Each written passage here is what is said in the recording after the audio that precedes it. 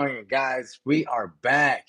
I believe this is week 4 of our I Am Battlestrong 101 virtual life coaching. And guys, I'm very excited. This book that we've been going over, this is like the 4th week that we've been going over this. Tonight will be, we skipped over the 4th chapter and there's reasons why. So stay tuned for that. But guys, we're jumping right into chapter 5 of Just the Other Day. And this title is called Why Hate Each Other. Now, for those of you guys that don't know, I'll run down the synopsis real quick. This is my brother Collins. Shout out to Collins. He's from Kenya. And so he gives us his perspective from Kenya and his transition to America, but all the adversities, his trials and tribulations along the way.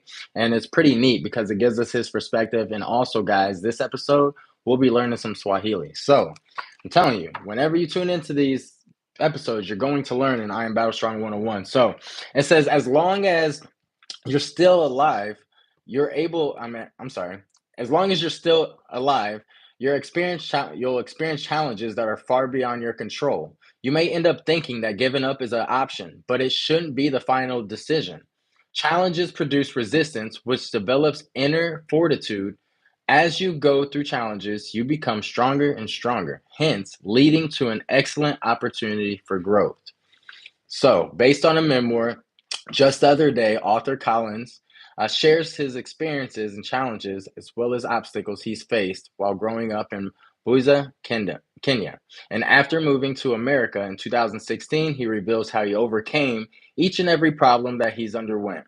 He emphasizes on the importance of never giving up. He says problems are what make us stronger, and we should learn to solve them as they come. He also stresses the importance of mental health and suicide prevention. The fact that he was born and raised in Kenya before moving to America, where mental health and suicide are taboo topics, he maintains that no one should be stigmatized for seeking counseling. Because mental health is important for every aspect of a person's well being, finally, he asks the question, why hate each other? As this is the title of chapter 5. Why hate each other?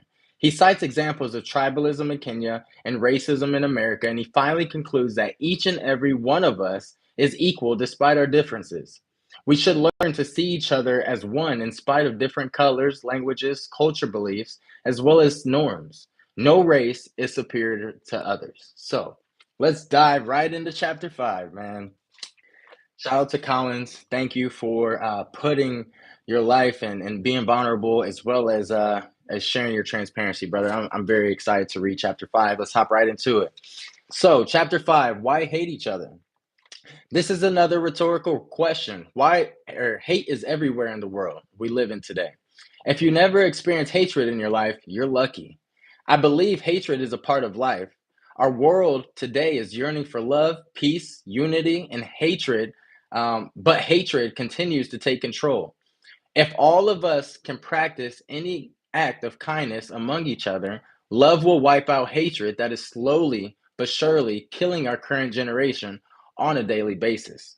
Growing up in Kenya before I moved to America, hatred was the topic of the day in news, broadcasted by radios and televisions. I'm sure some of you are asking, why? Right? Why? The answer, why?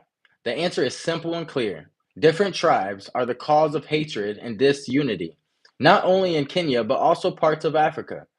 When you add poverty and corruption to the issue, it becomes uncontrollable. In Africa, tribal groups are highly respected by their members. In Kenya, we have about 42 tribes which speak different languages and practice cultures that are distinct from each other. I'm from the this is the first word, guys. It's Loya. Okay, Loya. I'm from the Loya tribe. The Loya compromise, the Loya comprised several Bantu, which is also another word. Kind of sounds exactly how it's spelled, Bantu, Bantu. So we got Loya tribe comprised several Bantu ethnic groups native to Western Kenya. They're divided into 18 culturally, linguistically related tribes. The Loya are the second largest tribe in Kenya. After this word is spelled Kikuyu, and so it's spelled Kikuyu. Kikuyu. So Kikuyu has the most population according to the 2019 Kenya population and housing census. It says, you may be wondering, what does the Luhya uh, language sound like? Murembe is a word in Luhya that means hello. If someone says Murembe, other words, hello, I would answer Murembe Muno, which means more peace, because the word Murembe itself means peace, whereas Muno means more. How could someone say no in Luhya? No means Dawe. That's spelled Dawe. Dawe. No means Dawe. If someone asks, how are you doing in Luhya, I say Ouro Maluma.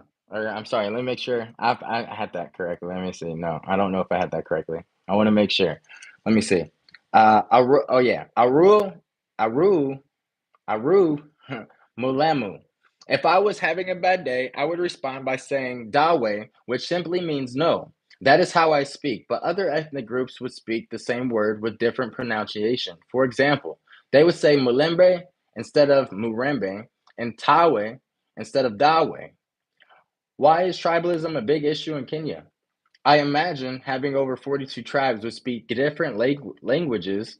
This means that I can only understand the language that my tribe speaks unless I sacrifice myself enough to learn the languages from 42 different tribes, which is impossible. Swahili and English are the only two languages that unite us. There are the official languages of Kenya. Despite being official languages, some people still have difficulty speaking and understanding them. Because they are taught in schools, which some never get an opportunity to be exposed to, so unfortunately they end up sticking with their tribal languages forever.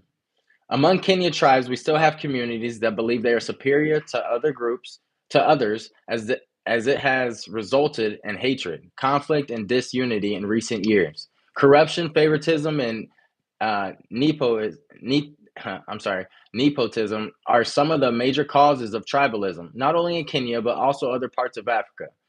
In the 2007 through 2008 post-election, violence in Kenya was true picture of tribalism that led to the death of over 1,000 people. The violence was directed mainly against, I want to make sure I say this right, the Kikuyus, which President-elect Mai Kibaki belonged to. Today, this issue remains unsolved. Looking back to where the country was in 2008 after the post-election violence, people had been praying for peace and harmony in recent election years. There is still a fear of going back to the violence. Since I came to America, I had never heard anything about tribalism. I know there are some tribes here as well, more so Native American people. I understand they have come a long way as well, and are probably struggling with some issues among their tribes. America is diversified. We have different people from all over the world with different norms, beliefs, and culture. America is a beautiful country, and that is why it's always been considered as the land of the free and the home of the brave. It has attracted many people from all around the globe, myself being one of them, not only proud of this country, but I admire the people who were born and raised here. During 6 years that I have been in America, I have learned a lot. Even though it's a beautiful country, it has had its highs and its lows in recent years. There are still more that this country is facing today. America will not only be beautiful, but it will also be more attractive if we can all learn how to love each other despite our differences. As African countries continue to suffer from tribalism, corruption, poverty, power, hunger, and illiteracy, North America, Asia, and Europe, on the other hand, continue to struggle with racism, police brutality, and unequal justice.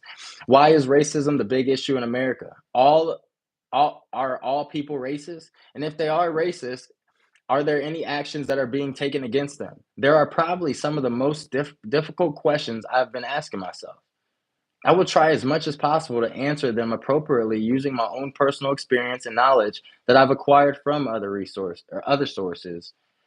First, not all people are racist. Never assume that everyone is racist. We all have some good people outside that are kind, but their outlook has been destroyed because other people's actions. It's unfair. This applies to African Americans and the Latinos. Some people believe that African Americans and Latinos like being involved in criminal activities just because they're black or Hispanic. This is not true. Just because someone is black or Hispanic does not mean he's a thug. not leaving out Africans. Some of us are still considered monkeys, poor and illiterate. This is wrong. I'm neither a monkey nor illiterate. We are all equal and created in the image of God. Don't let one racist or one criminal make you believe that all of them are racist or criminals. Today, racism is not new to anyone in America. The most recent form of racism was witnessed by many people around the globe, and that was the murder of George Floyd, an African American man who was murdered by a police officer in Minneapolis, Minnesota. During the arrest, after a store clerk suspected him of having used a counterfeit $20 bill, this incident happened in broad daylight. When many people, sorry, when many people were taking precaution due to COVID-19, this has taken the lives of many innocent people. Despite the fact COVID-19 has taken so many lives, a lot of things have not come to light. For instance, the death of George Floyd. The reason why this incident was given attention by so many people around the world was because of the ongoing lockdown. They could see it being broadcast on television with their own naked eyes. After the death of George Floyd, other incidents continued to happen, and they were being destroyed, or they were being, they were disturbing, including crimes and the unfair treatment of police towards African American men and women. I grew up in Kenya. I never experienced any form of discrimination until I came here. For the years I had been here, I can tell the issue is huge. This issue is causing low productivity at work due to lack of unity among ourselves. It says I have worked with Caucasians, Asians, African Americans, Hispanics, and fellow Africans.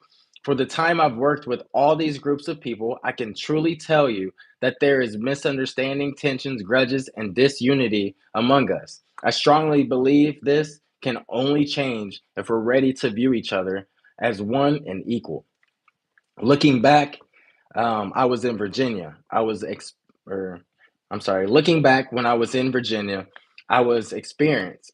What I was experienced was a combination of bullying and some form of discrimination from young men and women.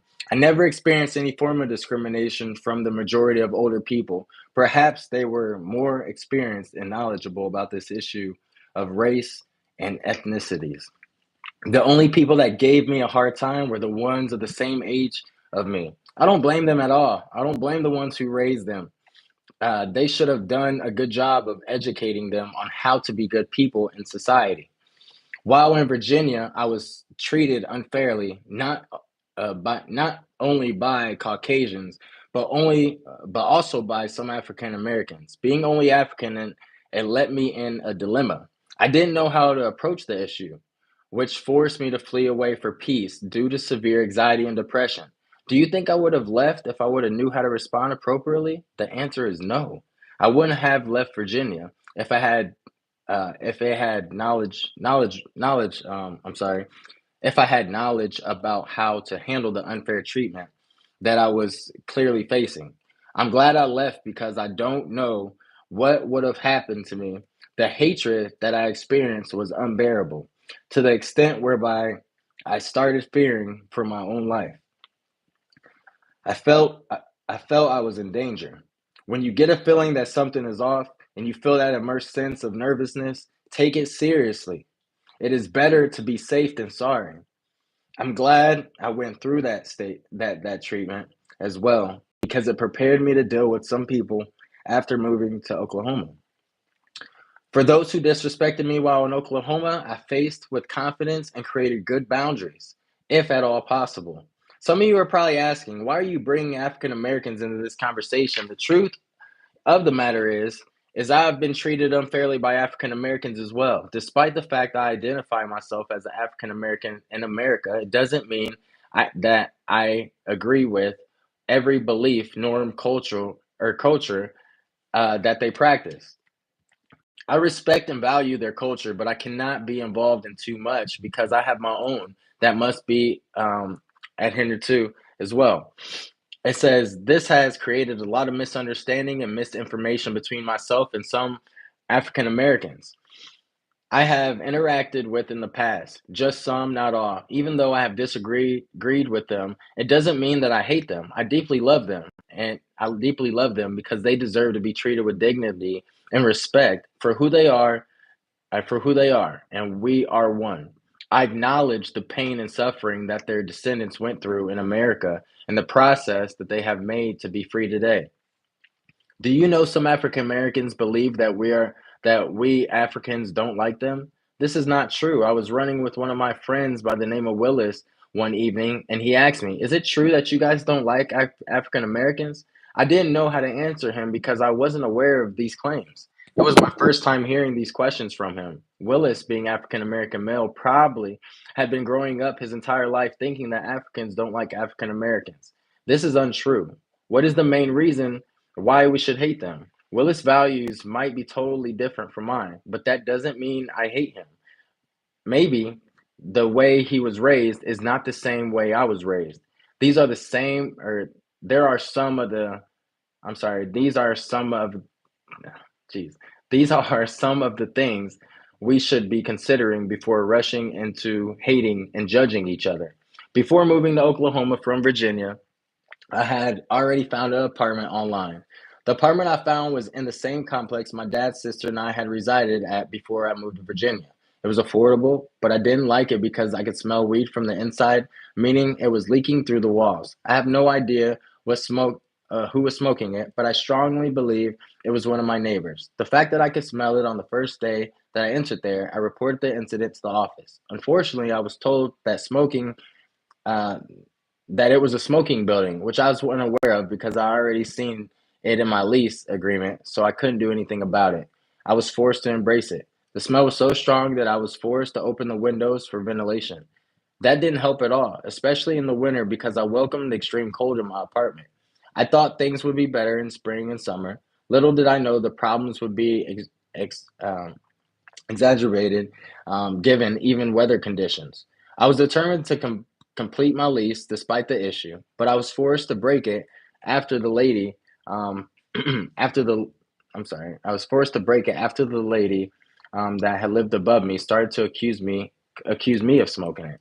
On March 22nd, 2022, around 5 p.m., I arrived at my apartment at work and I found 3 pages at my doorstep. They had been written by my neighbor. Uh, on those 3 pages, she identified herself as Kimberly. I never had talked to this lady since I started living there. I'm glad I never did, despite the accusations she was projecting towards me, because I don't think I would have settled anything with her. Instead of confronting Miss Kimberly, I walked directly to the apartment office and told one of the workers that someone had left 3 pages on my doorstep accusing me of smoking marijuana and that her son was being affected. Surprisingly, the lady I reported the incident to came and I had to look at them, but told me that if she was in the same situation, she would throw them away and then walked back to her office. I just couldn't let this end like that. I followed her to the office, and good thing I found the apartment complex manager. I gave them the 3 pages with a clear message that I don't smoke marijuana and that my job didn't tolerate the use of illegal drugs. They both acknowledged and assured me that they both would contact Miss Kimberly. I don't think they did because guess what happened next? Approximately 2 weeks later, I found another written notice on my doorstep. Again, I was about to go to work that very early in the morning. The notice was put on my door and I was asleep. The notice said, I'm moving out on June 21st. Could you please smoke outside for my son and I? Our health, our health, it makes us sick. It's 2:41 a.m. and it's wrong. Thanks. Something that irritated me. It was put on my door at night. It humiliated me. This was unacceptable behavior, and there was no way I could continue to live in an environment anymore. I believe this lady was radically profiling me. I strongly believe she knew who I was, and being a black man with an accent, she probably assumed that I smoked marijuana. I reported to her to the office again, and knowing that nothing would be done, I started looking for ways to terminate the lease. I told the apartment complex manager that I would talk to my leadership, to write a letter requesting to break the lease due to accusations that were projected towards me by my neighbor. This is exactly what I did. As soon as I talked to my leadership, I started looking for houses. The letter was drafted by my first sergeant. It was then signed by my squadron commander. After a couple of weeks of searching houses, I found a beautiful home which was still under construction. With the help of my realtor and home dealer, I was given a closeout date. I took the letter that had already been signed by the commander to the apartment complex office and told them that I would be out of my apartment on June 10, 2022. Even though my new house was still under construction, when this day arrived, I still moved out and spent a few days in a hotel waiting for completion because of the process had been interrupted by several weather conditions.